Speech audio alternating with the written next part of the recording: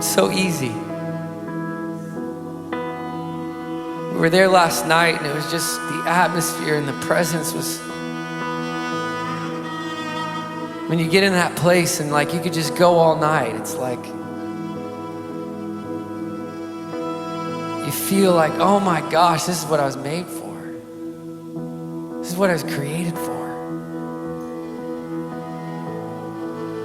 Lord, I just pray this morning, God, that you would commission us, God, as kings and priests, God, to be sons and daughters rooted in identity. Lord, all of the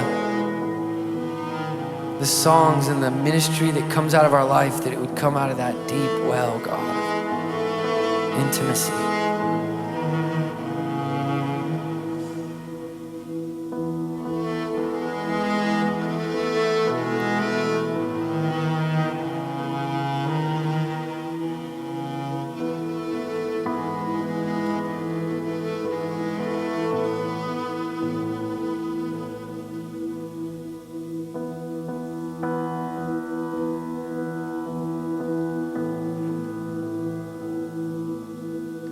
You guys can feel free to just like sit down and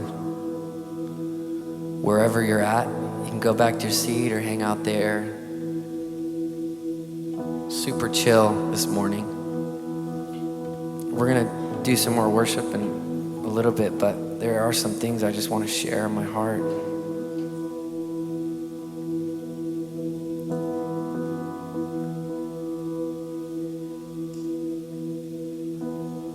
You guys having a good time? Anybody getting totally blasted? A couple of you?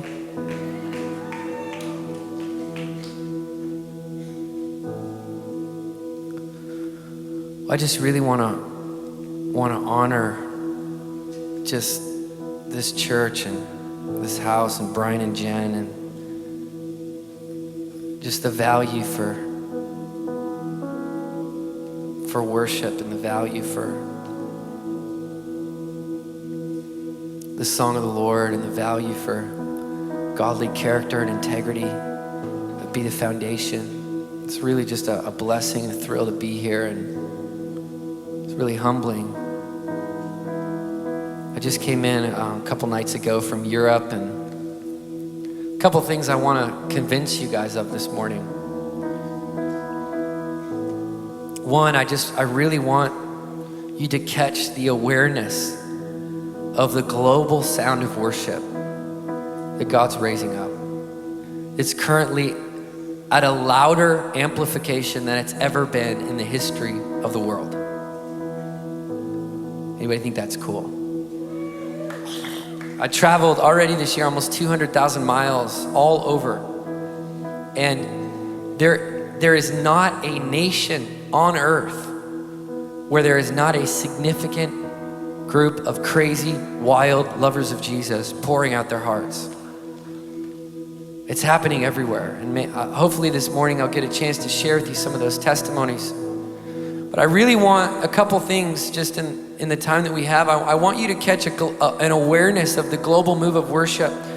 I want to lay out a little bit of theological and historical framework for the day that we're entering into. You know, we have to be like, it's important for us to be like the sons of Issachar that understand the times and seasons in which we live.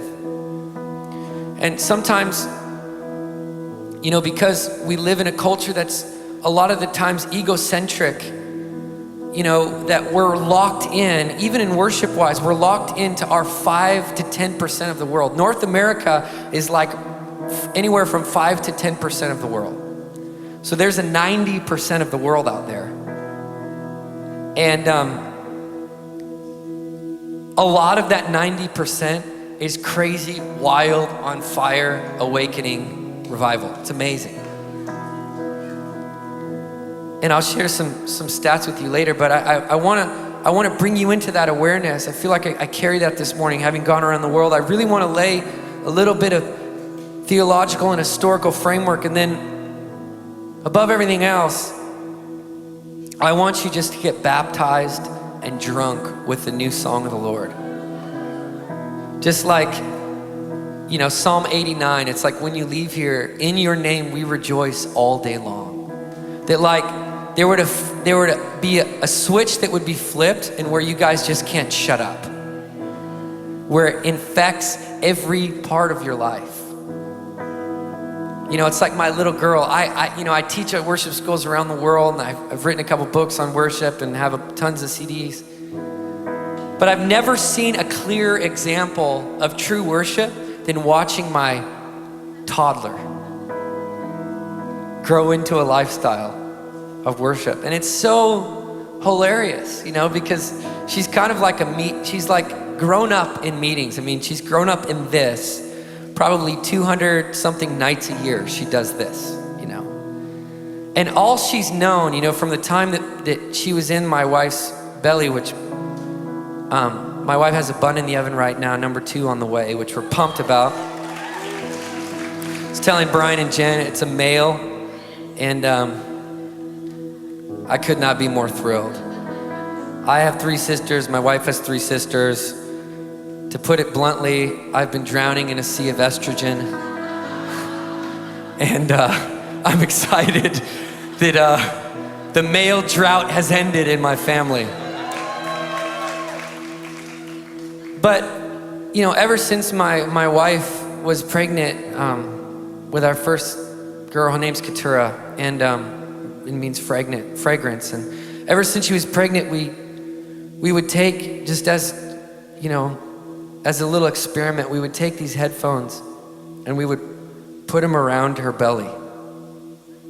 And we would just blast worship into her belly. And it was funny, already at 5, you know, when my wife was like 5 months pregnant, that she could already begin to respond to that sound. We would play worship, and okay, to be honest, it was almost all my CDs, you know.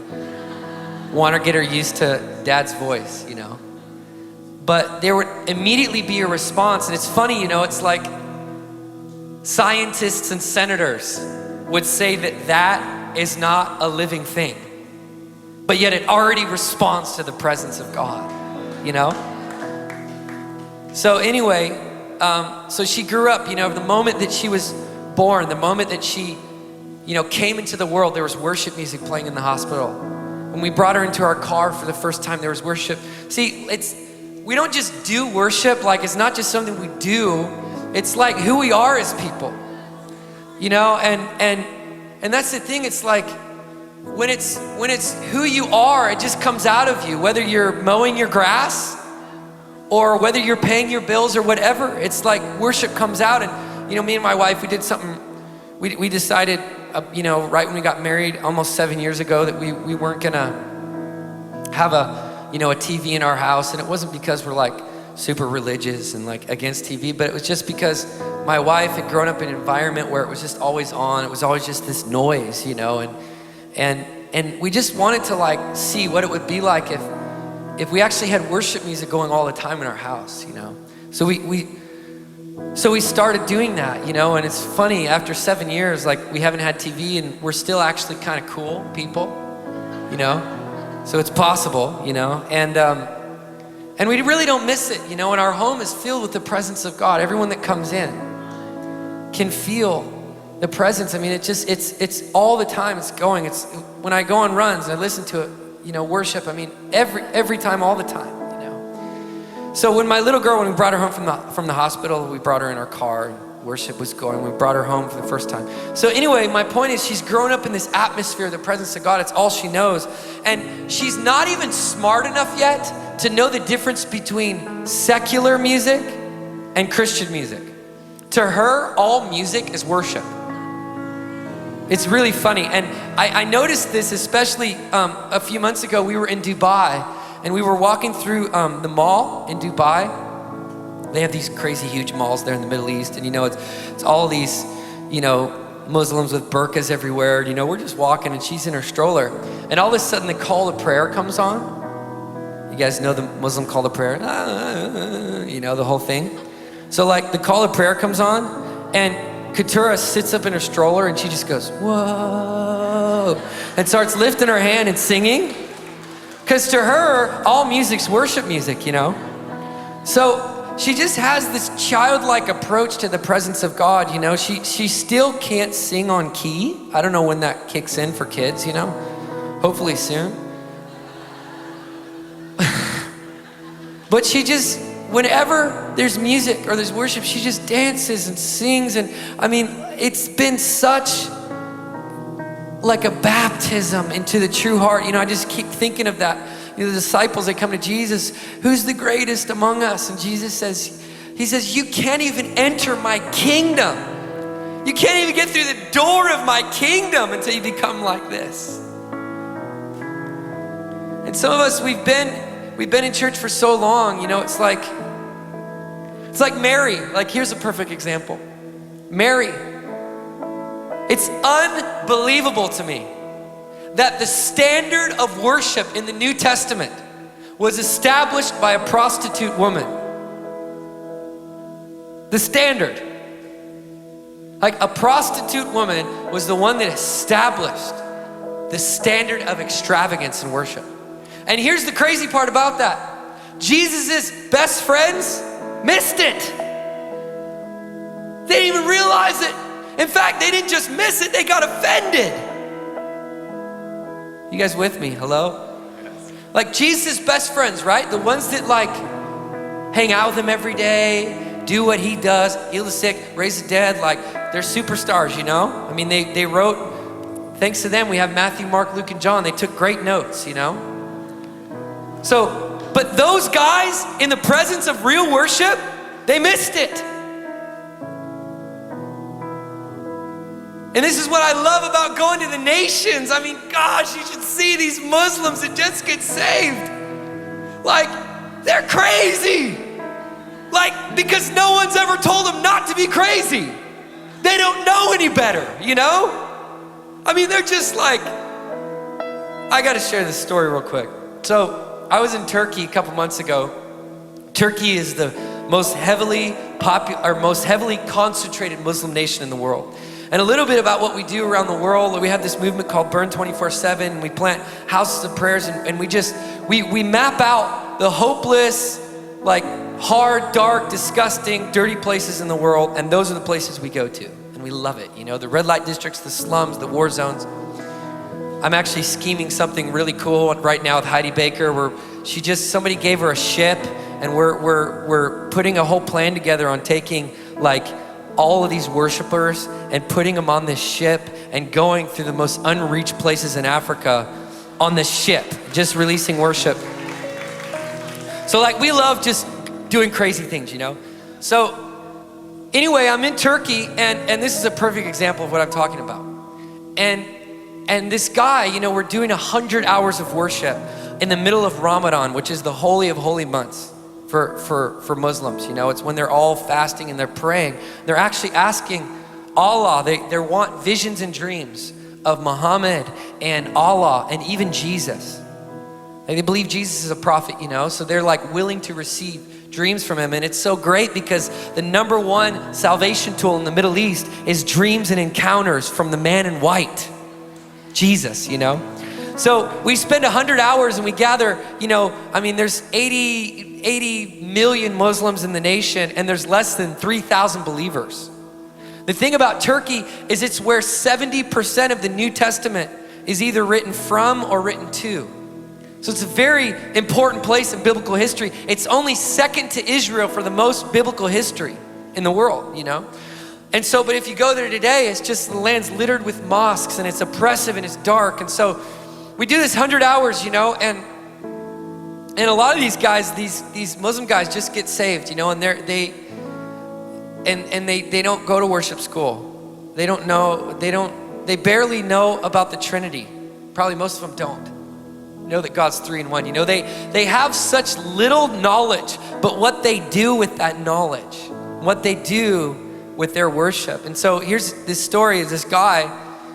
He just got saved like a few weeks earlier, and he's this, you know, ex-Muslim guy, and he wants to take a 2-hour set of worship, you know, and we're like so pumped, you know, and you know, he does like the Turkish, like, you know, all their crazy, you know, chords and the notes and the quarter tones and all this stuff, you know, it's just wild, you know, and And so we get him ready for 2 hours, and this is crazy. For 2 hours, all he knows is that a few weeks ago, a man appeared to him in white in a vision and saved his soul.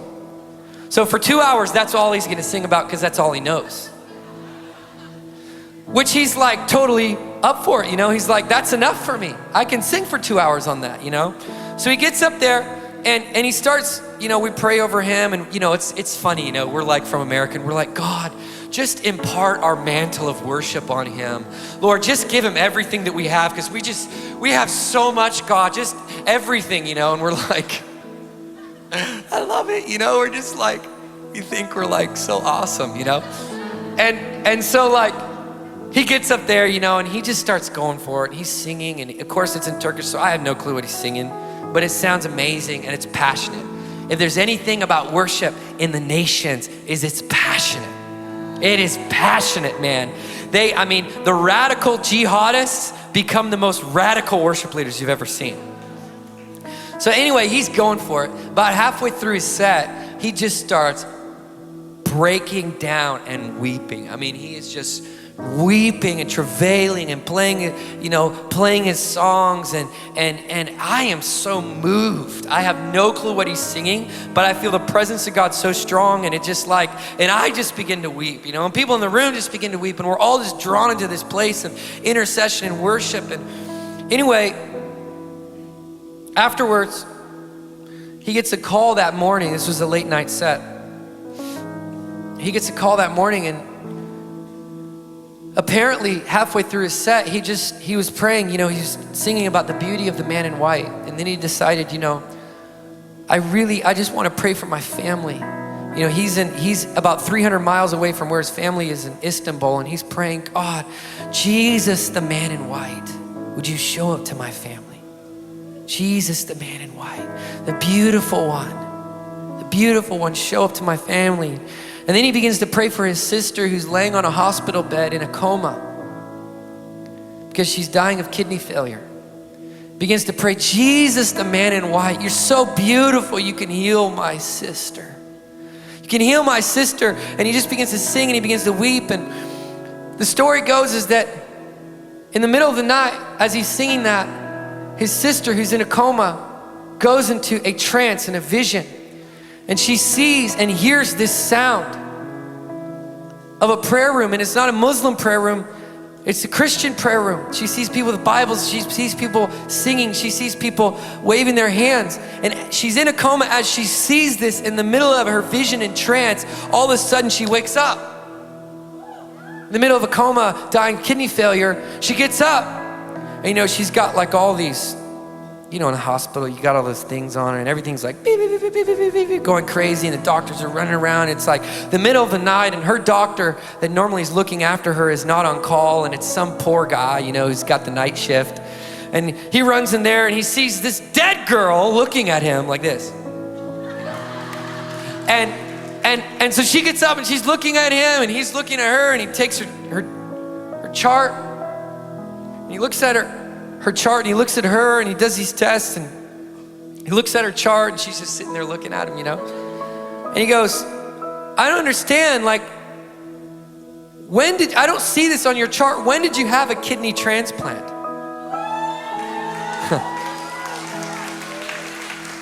She's like, I never had a kidney. He's like, well, you have 2 perfectly functioning kidneys.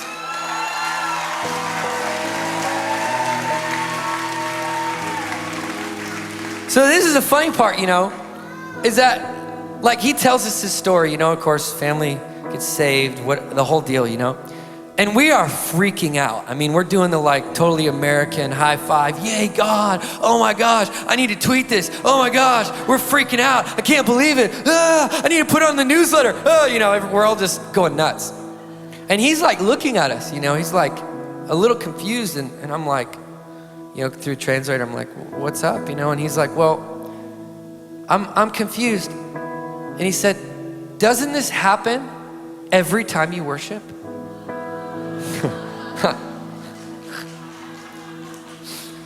And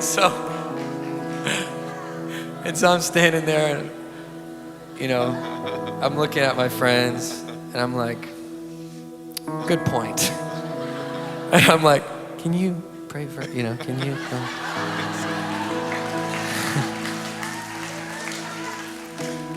And my point is that, all over the world, God's doing this. And the cool thing about you guys is you already have probably 99% more knowledge and theories and instruction and sermons than the rest of the world has. God has blessed you with resources and ability. And the rest of the world, the fire of worship, it's burning hot all over the world. I remember the first time I went to China, I brought my Western thinking too, and I was like, I'm really gonna go to the underground Chinese house church, and I'm really gonna help these guys worship. Like, they need what I carry. They're really hungry for worship. They're having a really great, church explosion, but we just need to really teach them, and, the audacity, it's like, and I get there and I'll never forget it. We were in Beijing in this underground building. It was like 4 secret entrances to get down there, and we were way underground, and it was no ventilation, no windows. It was blazing hot. It was so disgustingly hot. I thought I was gonna die. I could smell BO everywhere. It was like, and I'm just sitting here in this underground hidden worship room, and we're in this tiny room, like a size of the third of this stage, and there's like hundreds of Chinese crammed in there, hundreds, and I'm kind of talking through a translator to some of them, and I'm like, hey guys, I'm so glad, and they were beginning to tell me, yeah, we came from, all the way out west in China over by, the Stan countries. Yeah, we came up by Mongolia. And one guy was like, yeah, I got thrown in prison, 3 times on the way here. And I was like, really? I'm like, how did you make it on time? And he's like, I factored it into my travel plans, I'm like, and we have trouble driving 5 miles to a worship service, It's like, God help us.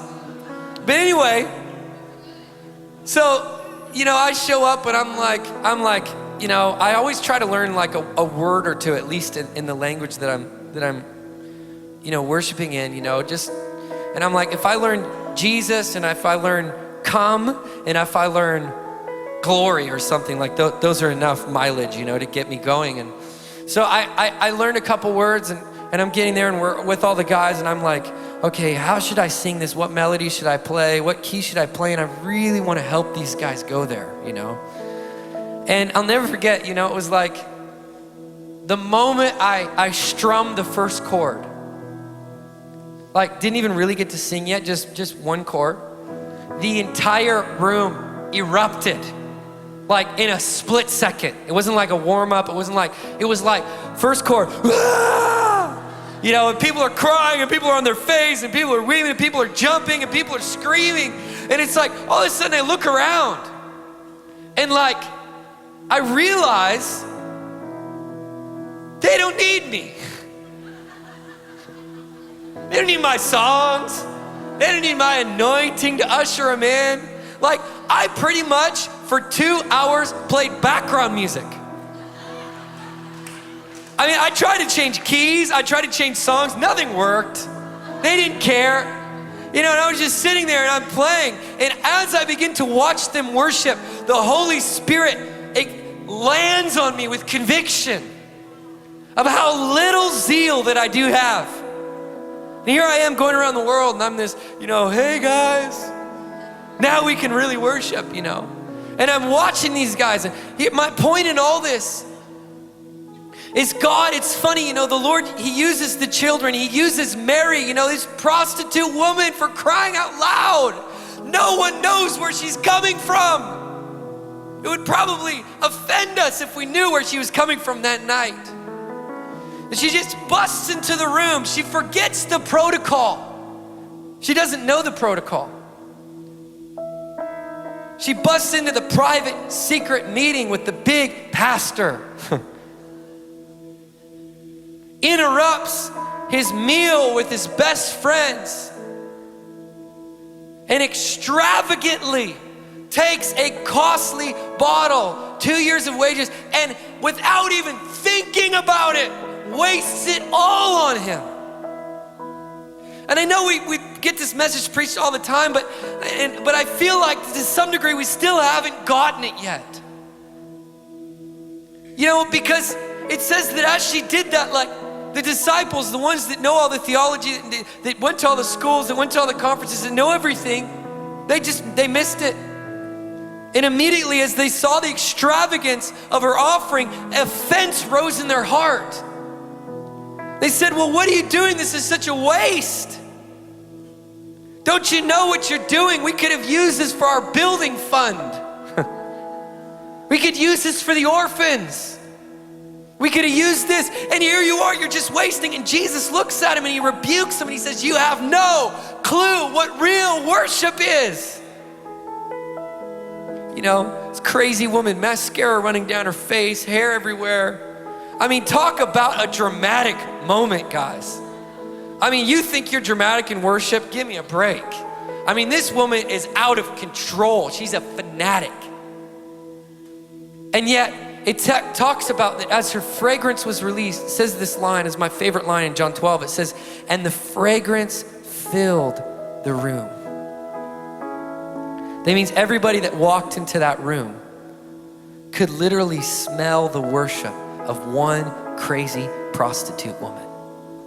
And most theologians, they say that at the cross, several weeks later, that the concoction of perfumes that she put together and poured on Jesus' feet, that it would have been undeniable to be at the cross and not be able to smell that. And everybody at the cross could smell the worship of one crazy woman still on his feet as he was giving his life for all mankind. And I just believe that, like, even this morning, like God, he just wants to awaken this. You know, it's funny, I encountered this all over the world. It's like 48 hours. Why do we need to do 48 hours of worship like last night, you know? Why do we need to do that? You know, don't we worship enough on Sunday morning, don't we? And I'm like, oh, God help them. They're not getting the point. He's so worthy. Like, he's so incredibly worthy. Guys, like, this is not a fad. This is not like one day the song will never end. It's not like a cool little fad. Well, I'm like a worship leader. I'm really cool. I'm going to go to this school. No, it's the sound of eternity. It will never end. It's not like a cool thing in the church right now. Like, it's not a club. It's not a program. Like, this is the sound that we will forever be entering into for all of eternity. And we're in such an incredible season right now where God is releasing it all over the world. Turn real quick to Malachi 1:11. Just want to share a little bit, and then we're going to sing a song. And oh man, I love talking about worship. I could do it all day long. It never gets old. I feel like that our worship services are going to get more extravagant and more out of control than we've ever seen. Has anybody ever read Revelation 4? Okay, that's the picture of what's happening in heaven. That's essentially what we're recreating down here. That version up there looks psychotic. Okay, you have people falling down and getting up. You have beasts with eyes everywhere. You have a rainbow around the throne. You have all these colors and these flashes and these sounds. I mean, it's a freak fest, you know. It's like not tame in any sense of the word. And I believe that as we see, as worship's increasing all over the world, that our meetings and our services are gonna enter into a dimension of throne room worship where they're gonna start looking like that. Where they're gonna be a lot less predictable and a lot less polished maybe. It doesn't mean that it gives us an excuse to not be skilled. Actually, I think it brings skill to a whole new level. I mean, one of the reasons I love having Isaac here, you know, on guitar, he's at LA Music Academy, and this dude is like one of the brightest of the brights. You know, and he wants to learn and know his instrument and be skilled and be excellent so that he can minister to the heart of the Lord in the best way that he can.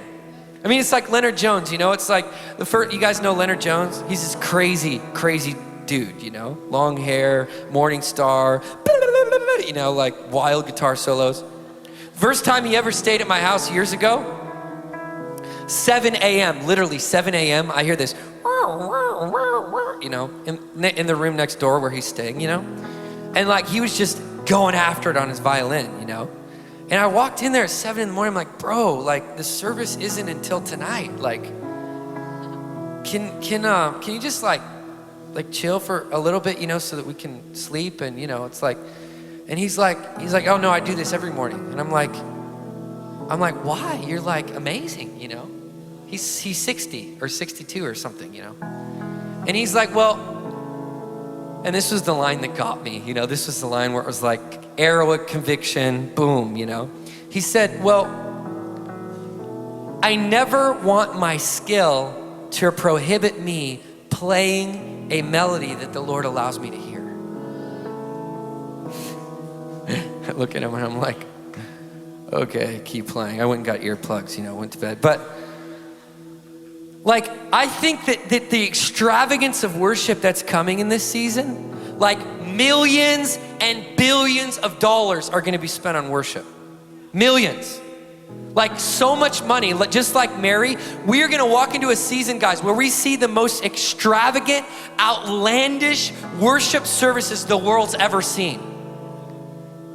And they're gonna be filled with high level, high skill, excellent quality. They're gonna be unpredictable. They're gonna be wild. They're gonna captivate the attention of the world because they're so creative. And I love it how God's raising this up. We were just in London a few weeks ago. Actually, when the Bethel team was there, they were in another part, and there's these two guys, you know, we have this army of guys all over the world. In fact, tomorrow I'm going to Seattle, and I'm helping end 30 days of nonstop worship across the Seattle-Tacoma region. Never happened in history. 75 churches involved.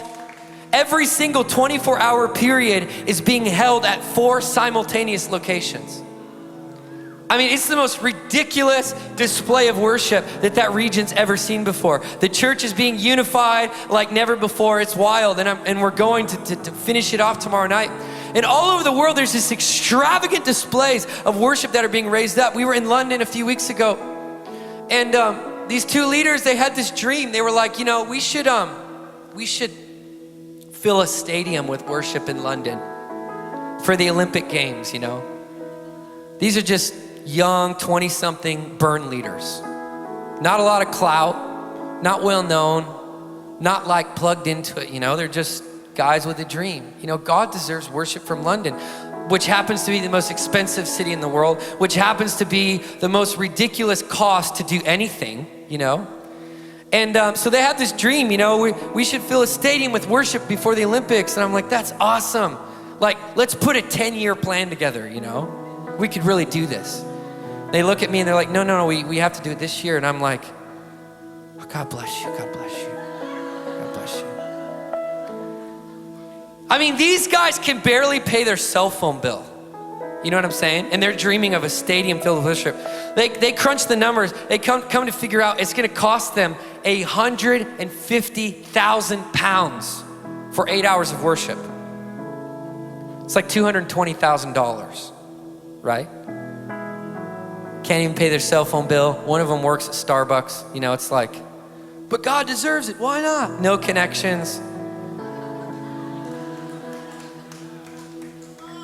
So they're just dreaming, you know? They're just being kids. It's like my little girl, worship, yeah, it'd be awesome, you know? So anyway, 2 weeks ago, we held the only worship and prayer event in the whole of the UK. Stadium worship event leading up to the Olympics. And it was organized by two 20-somethings. They put it together, they raised the money, they gathered the churches, and for some reason, people came. What's my point? Guys, what we're doing in this season carries so much value. We have to break off our poverty mentalities. We have to break off we have to realize this is the most important thing on the universe, is seeing worship flood the earth. Okay, here we go. Malachi 1:11 says this. My name will be great among the nations, from the rising to the setting of the sun. In every place, say every place. Say every place. Thank you, David. I heard that. Every place, incense and pure offerings will be brought to my name, because my name will be great among the nations. Habakkuk 2 gives us the word, the knowledge of the glory of the Lord will cover the earth. When we worship and we lavish our affection on God, we're not just singing songs or going through a PowerPoint slide. That's part of one of my axes I have to grind, on the American churches. I feel like sometimes we get into such a robotic function where it's like we sing songs and we go through so much stuff and it's so fast, and pretty soon we don't even know what we're singing anymore. We don't even know what we're saying. It's just words on a screen. And Jesus told the woman at the well, I want worshipers that worship me in spirit and in truth. That means every word that we sing carries truth. That means every song that we sing means something to us. And that's one of the reasons why I love repetition. I know it annoys a lot of people, but I don't care. Because sometimes it takes 20 minutes, 30 minutes, 40 minutes of singing the same thing until the light bulb goes off in our head. We're like, oh yeah, God, you are good. And we begin to sing it from a place of revelation instead of this robotic function. It takes repetition. It takes us again and again and again and again. And we all of a sudden we're moving past these layers of like our culture, where we're just trying to get things done and trying to hammer through a set list, and we push past those layers, and all of a sudden we get to the place of truth and honesty where it comes out of our innermost heart and it means something to us. It's a sound in spirit and in truth. And the Lord's filling the entire world with the sound of worship, and we get to be a part of it. I mean, I thank God, that we're not living in like the dark ages. I mean, this is the greatest time in history.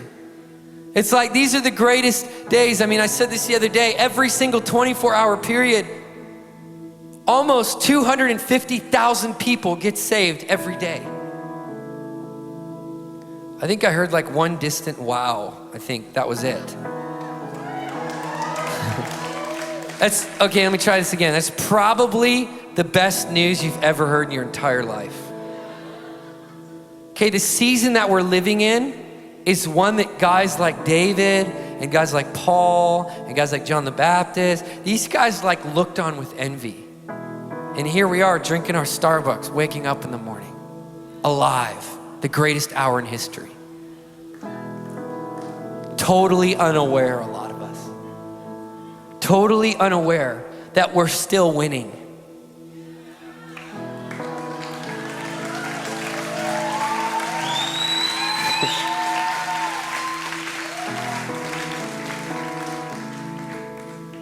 I wanted to do one of those Bill Johnson dramatic pauses or just look at everybody. I really want to start doing those. I think they're great.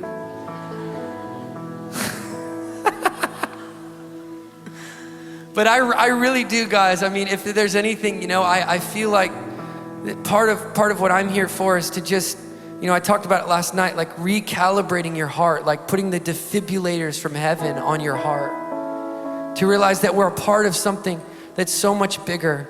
I want to read, turn to Amos 9:11. I want to just read this over you, and then one more verse, and then we're going to sing a song.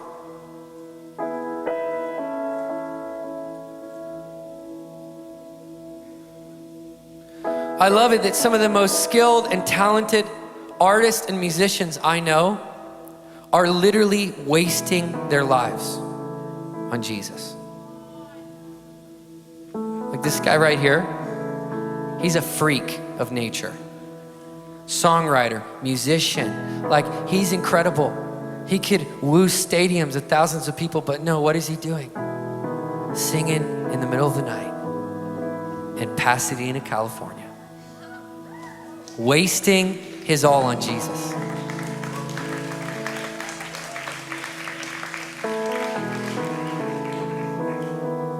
It's like, the dream of David. It's funny, we attribute 24/7 to David because we're like, and he championed it, as we're about to read. But I really don't believe that 24/7 was his goal. He established 33 years of unbroken worship. I'm sure Ray Hughes will teach you some all about that, and the Levites and the minstrels and the psalmists and the 4,000 hired musicians. I love that word hired, you know, it's like hired, it just rolls off the tongue. And anyway, you know, people where there was a value placed on people ministering to the Lord, you know, it was David actually rerouted the entire economy of the nation and said what we used to spend on wars and doing all this stuff and expanding our kingdom, we're actually just gonna spend it all in worship. So we're gonna hire 4,000 musicians and we're gonna do this, we're gonna set up. But listen, his goal wasn't like, we're gonna have a cool 24/7 ministry with a flame logo. You know, his goal was Psalm 27:4. One thing I ask, that I may gaze on your beauty. I was recently in Israel in January. We take several trips there a year, and there's nothing like standing on the palace steps, David's palace. They just uncovered it. And, you know, of course, you know, all of these Palestinians were like, it doesn't exist, it's never existed, you know, and all of a sudden one guy's digging in his garden and he hits steps and they uncover it. Sure enough, it's David's whole palace steps that go right down, you know. And it's just crazy being there and seeing that David purposefully constructed his palace where he had the sonic ability from his bedroom window to actually hear the sound of the worship that was going on 24/7. Like he structured it in such a way to where like the worship, like he was above it and he could look down and he could hear, probably as he was going to sleep at night, he could hear the sound of worship. And you get this picture of this dream of his heart, you know? I mean, talk about a box breaker. This was in a season, in an era where you had to do, you know, sacrifice 10 goats and do all this stuff before you could approach God. And David was like, well, God, what if we just did worship? And what if you just showed up? And what if we just hung out with you? That'd be cool.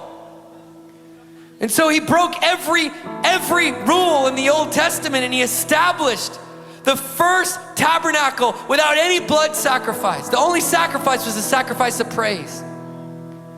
And day and night they worshiped, you know, but it didn't come out of this need to strive for 24/7. It came out of, oh my gosh, one thing I ask, I just want to hang out with you. And that manifested into 24/7. What's my point?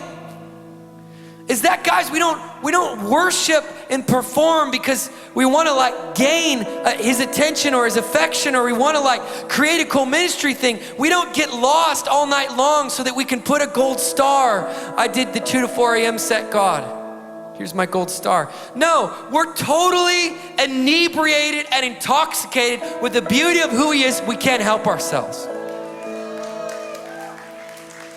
It's like people come to me all the time, they're like, Sean, how do you go around the world and how do you worship? And oh, I can't believe it. It's just, I'm like, how do you not? Like, how do you not worship every day? How do you not pour out your guts? How do you not lose your voice after every worship set? How do you not? It's like, it's all I know. It's all I want to do. There's nothing else that even matters to me. And I would do it even if I didn't have a ministry. And even if I didn't have CDs, I just do it. Because I'm addicted, I'm dependent. This verse, Amos 9:11, says this: in that day I'll restore David's fallen tent, I will repair its broken places, restore its ruins, and build it as it used to be, so that they may possess the remnant of Edom and all the nations that bear my name. So we have this prophetic promise that God's restoring this original place of worship that existed, this place of his presence all over the world. This is we're seeing the prophetic fulfillment of this verse right now. Now I want you to skip forward real quick to Isaiah 61, and this is where I want to land the plane. Then we're gonna sing this really fun song that I wrote like 2 days ago. It's one of those not really refined ones yet, but it'll work.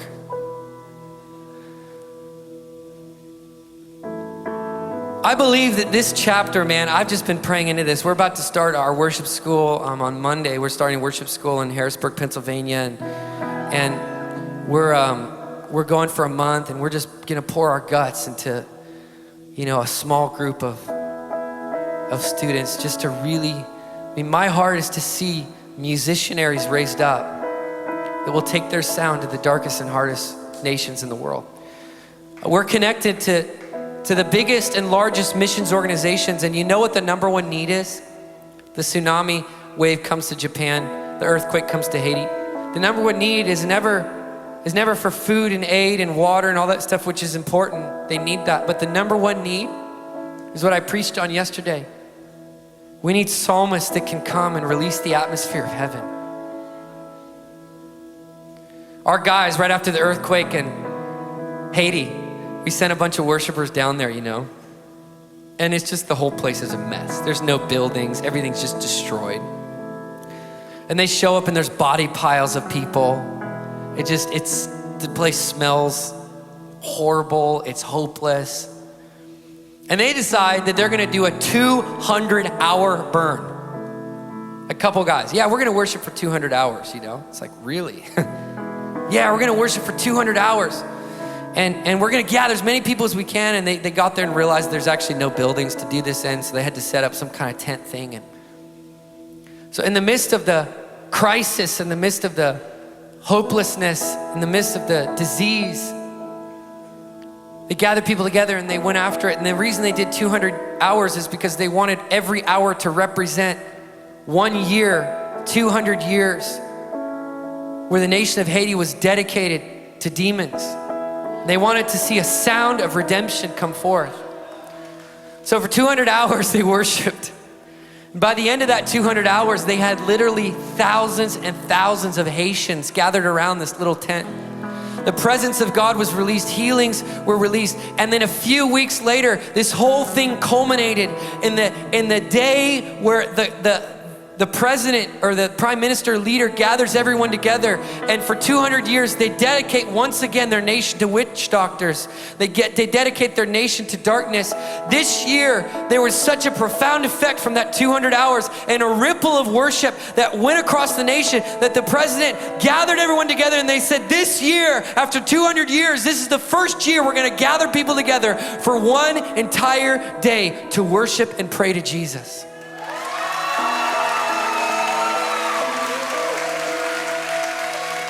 And you can look it up on YouTube. I think they had like 1.3 million Haitians gathered in the rubble of their nation, worshiping the Lord.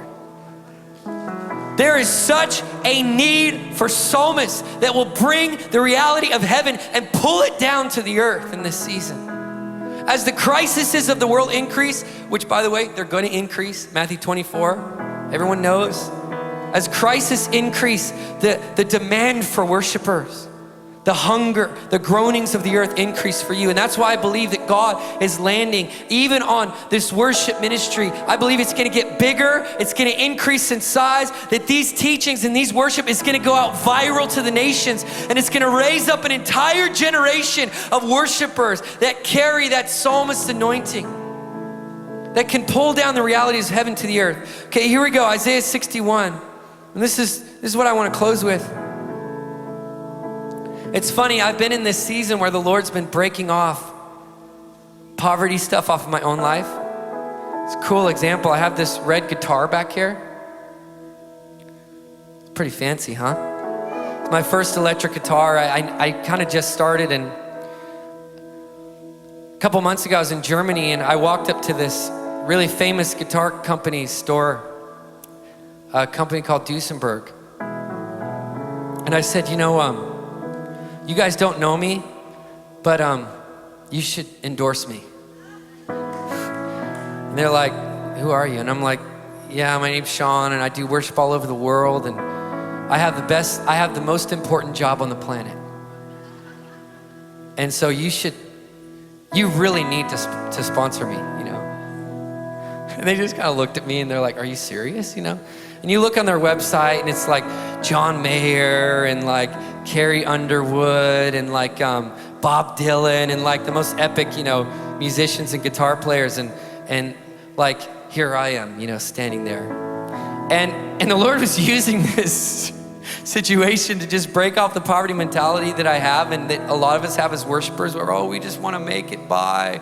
Oh, just, get us a Squire guitar, anything that works, and just, and it's like, when are we gonna realize we have the most important job in the world? When are we gonna realize that there's nothing higher than worshiping Jesus? We need the best stuff, the best equipment, he deserves it. And you come to a place, guys, where it's really not even about you anymore. It's really not even about you. It's about that he's worthy of it.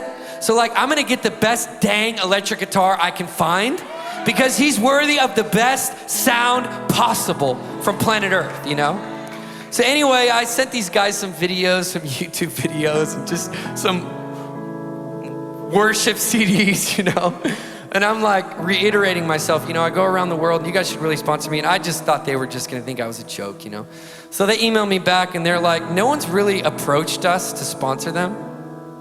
We usually don't do that, but okay, we'll make a guitar for you. And so there I am, right below John Mayer, on their page. And I just think it's hilarious. I use that as an example because I am should not be on there or anywhere close to that league, but it's obvious, but it's just a picture of what happens when we actually start thinking of ourselves like this verse, priests and kings. So I'm just gonna roll out your job description and then we're gonna sing a song. Isaiah 61, follow with me if you can. The Spirit of the Sovereign Lord is on me because the Lord has anointed me to preach good news to the poor. He has sent me to bind up the brokenhearted, to proclaim freedom to the captives and release from darkness for the prisoners, to proclaim the year of the Lord's favor and the day of vengeance of our God, to comfort all who mourn and provide for those who grieve in Zion, to bestow on them a crown of beauty instead of ashes. Come on, guys, this is where we bring the atmosphere shift everywhere we go. The oil of gladness instead of mourning, a garment of praise instead of a spirit of despair. They will be called oaks of righteousness, a planting of the Lord for the display of his splendor.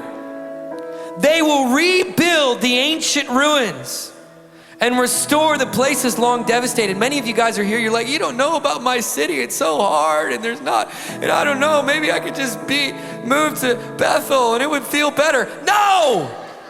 God's called you to be in your city because you're called to rebuild the ancient ruins. You're called to restore. It's guys, this is our commissioning. No wonder it's been a perfect setup. No wonder you can't get out of Wichita, Kansas, wherever you are. God's placed you there and he's not gonna let you go until you fulfill this. You are the one who rebuilds the ancient ruins and you restore the places long devastated. They will renew the ruined cities that have been devastated for generations. Aliens will shepherd your flocks. Foreigners will work your fields and vineyards, and you will be called priests of the Lord. You will be named ministers of our God. I love this part right here. This is where the Duesenberg part comes in. You will feed on the wealth of the nations, and in their riches you will boast. That means you will have really good stuff. Come on, tell your neighbor, say, you're gonna have really good stuff. Really good gear, really good amps, really good guitars, really good everything, because you have the most important job. You will feed on the wealth of the nations, even in the midst of recession. You will feed on the wealth of the nations. And in their riches you will boast. Instead of their shame, my people will receive a double portion. Instead of disgrace, they will rejoice in their inheritance. And so they will inherit a double portion in the land. This is my favorite part. And everlasting joy will be theirs. It's funny, the first time I went to North Korea, prayed since I was 13, God, I want to go to the hardest, darkest nation in the world. Get me in there. For 15 years, it was impossible. No one was going in. It was most isolated, darkest. And I was getting ready to go in, and I was thinking, man, I'm going into the darkest nation. The Lord opened this door, and I was thinking, I got to really get my intercessor face on. Because like, this is warfare, you know? And I had like you know what I'm talking about? The intercessor face, where it's like minor chords, you know, kill Leviathan, slash his head off, you know, those kind of songs, you know? And it was funny because the moment that we touched down in Pyongyang, North Korea, you know, the place where they've martyred more than, I mean, in the last few years, hundreds of thousands of Christians. The average life, I said this the other day, the average life expectancy if you become a Christian in North Korea today is 2 weeks that you have to live. It's incredibly isolated, incredibly dark. I mean, talk about, you know, spiritual heaviness. It's funny, you know, intercessors, they love to get a kick out of like heavy environments. They're like, whoa, that was so heavy, whoa. Do you feel that too? Oh yeah, it was so heavy, oh my gosh. Like, we don't carry the light inside of us, you know? But anyway, so we touched down and my feet hit the tarmac in Pyongyang, North Korea, and these, you know, these North Korean guys are there with AK-47s telling us they're loaded. If we step out of line, you know, we're done, kind of a thing. They don't even stamp our passport. Totally crazy how this even happened. But I was thinking to myself, I need to get the crazy intercessor face on, you know? And as soon as I touched the ground, all I could do is laugh. The entire time I was there, it was just happy, childlike, major chord, fun songs the whole time. And I was looking at these guys, you know, and they just looks of death everywhere you go. You know, it's like they're just waiting for an excuse to annihilate the American, you know. But like everywhere we went, and I believe that the Lord was bringing us into this season, and this is a song I want to sing. Where guys, there's no place on earth that's safe from the sound of worship anymore. The darkest of the darkest, the hardest of the hardest, no place is safe. And you're a reminder. You're one who steps in. Everlasting joy is yours everywhere you go. And I feel like it's time that we start living from the reality of what heaven declares. Isaiah 6, the angels are saying, even over our messed up, broken world, they're singing, the entire earth is filled with the glory of the Lord. And so I was in Alaska 2 weeks ago. One of my favorite events we do all year, we gather in this huge tent, you know, this open air tent. And we have this 360-degree view of the mountains around us. And we gather all the worshipers across Alaska. And we get together in this tent, and for 24 hours or 48 hours, we just worship through the night. And we do it usually during the weekend of what we call summer solstice. You guys know about summer solstice? The sun never goes down. So literally, you're playing 3 a.m. in the morning, looking on the mountains, wearing sunglasses. And I was there this year, and the Lord began to speak to me, and he said, because I love this event. I mean, I love nature, I love worship. It's like, how can you not like freak out of your mind when you're looking at the mountains and it's beautiful and, you know, eagles are flying above you. It's just crazy, you know, how can you not worship? And the Lord began to speak to me, and he was like, Sean, you're living in a season where the sun never has to go down. It's always a summer solstice. And he began to speak to me, you know, as we travel the world about how everywhere we go, we're to declare it's the season of a summer solstice. It's a season where we call forth things that aren't as though they are, Romans 4. You know, that as worshipers that we're standing in the place of faith and not fear. Like, we don't pray all night and worship all night because we're afraid. Because we're afraid of the end times, or we're afraid of this. No, we stand there because we're so filled with faith. We're so filled with love. How can we help ourselves? And so anyway, I want to sing this song over you, playing my nifty, difty red guitar.